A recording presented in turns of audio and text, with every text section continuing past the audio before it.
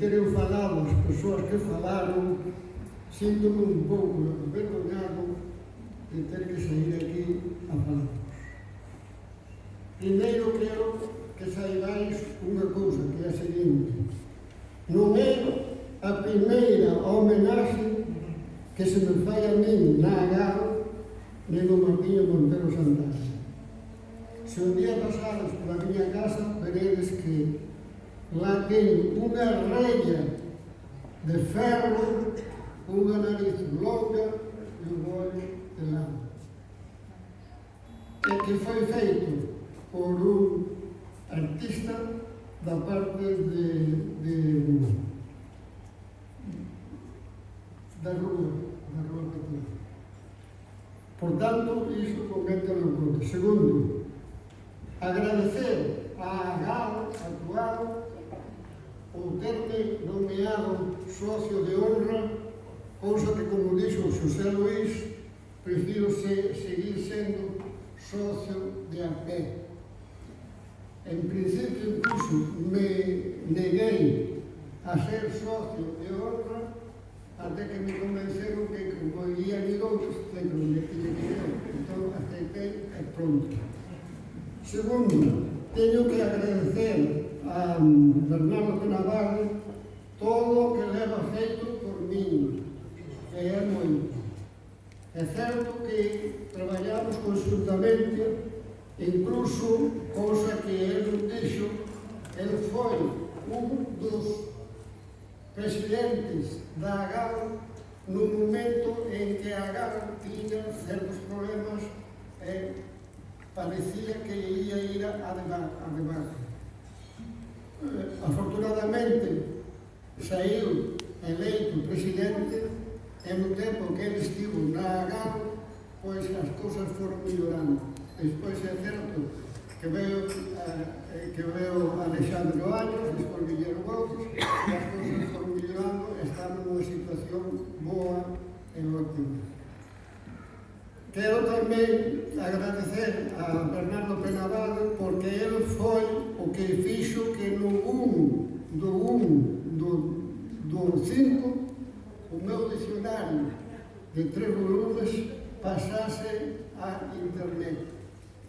E o que antes custaba 25.000 pesetas e non sei quantos euros, pois pasou a ser un dicionario gratis. E actualmente, pois, como dixo el, ando polas 139.100 e pico entradas, cousa que últimamente me encontro así un pouco desfasado e tamén un pouco ocupado. Segundo, quero que tamén teñades en conta o seguinte: vos sodes todos novos, tedes moitas posibilidades de traballar. Eu, no mes que me fago 87 anos. E olha, que os anos pasan, pero van pasando por nós. E na medida en que tú te das dando conta, notas de que cada vez és un pouco menos hombre, ou menos persoa, ou ter menos capacidade para poder desenvolver as cousas. Por tanto,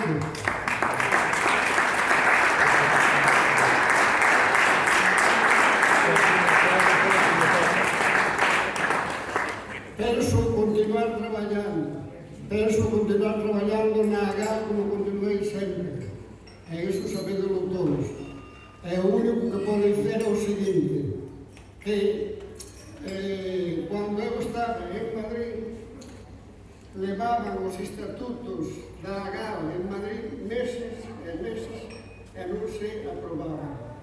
E unha persoa, Xil Hernández, que anda por aí, pois mandoume unha mensaxe para que eu intervise no Ministerio de Interior para que a cousa se levase a cabo. Que pasou? Fui ao Ministerio de Interior e dixeronme que ali non había nada. Fui a outro ministerio e dixeron que non era ali. Fui a outro e tampouco era ali. Fui a outro e tampouco.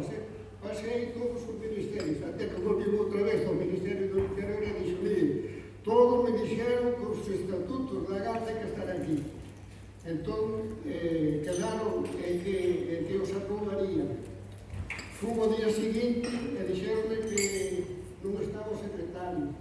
Fun, o outro día dixeron que non estaba o secretario. E así durante varios días a ir pedir os estatutos, que resulta que nunca estaba o secretario. Pois xa chegou un momento que me puse furioso e dixo, isto non pode ser, tanta xente no desemprego, e resulta que aquí hai uns estatutos e hai un secretario que non é capaz de asinar eses estatutos. Entón, cando me viron así furioso, viñeron eu tamén unha señora e dixo, mire, faga o favor de vai a casa, que mañá vemos e os chamamos e lle dicemos se están os estatutos aprobados ou non. O día seguinte, ás 8 da mañá, chamaronme a San Fernando de Henares, que era onde eu moraba, e dixeron, veña a procurar os estatutos que xa están asinados. Por tanto,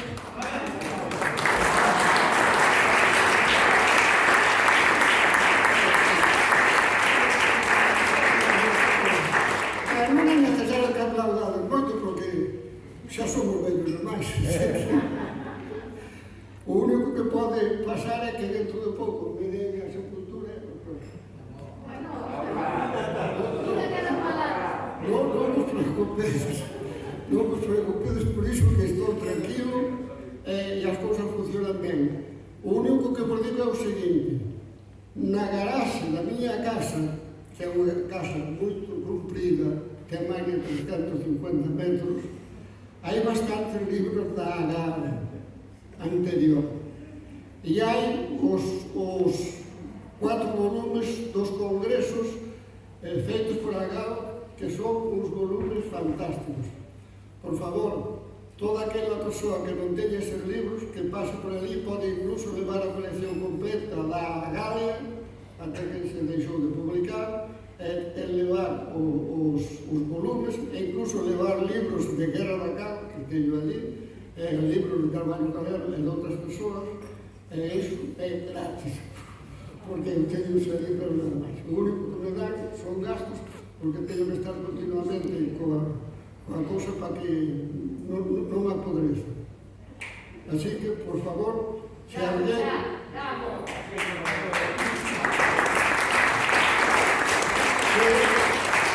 Se alguén vai e resulta que xa os ten, pode collelos e traelos por seus amigos e repartir. O importante é que a xente da Agave teña, por menos, todo o que anteriormente que están traballando ben, con moitas cousas, por menos tamén teñan as cousas anteriores. Incluso hai libros publicados en tempos de Alexandre Valles sobre